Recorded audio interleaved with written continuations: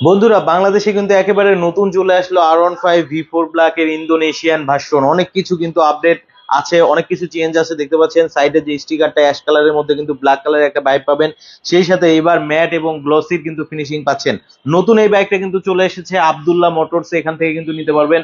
শুধু তাই নয়, এছাড়া অসংখ্য বাইক পাবেন। এদিকে কিন্তু অথেন্টিক WGP আছে, R15 V4 ব্ল্যাক এর যে ইন্ডিয়ান ভার্সন সেটা আছে, R15M সিলভার কালারটা কিন্তু আছে। পাশাপাশি কিন্তু কার্বন ব্ল্যাকও কিন্তু আপনারা নিতে পারবেন। এদিকে কিন্তু দেখতে পাচ্ছেন কার্বন ব্ল্যাকটা রাখা আছে। পাশাপাশি যারা মূলত ব্লু কালারের বাইক নিতে চাচ্ছেন কুইক শিফটার সহ, তাদের জন্য অপশন আছে। এবং আপনার যে আইস হোয়াইট কালার সেটাও কিন্তু হবে। পাশাপাশি গ্রেজি ভ্যালির কিন্তু দুইটা কালার হবে। এটা দেখতে পাচ্ছেন ব্ল্যাকের মধ্যে নিয়ন কালার, সামনেই কিন্তু আপনার নিয়ন কালার রাখা আছে এবং রেড কালারটাও হবে।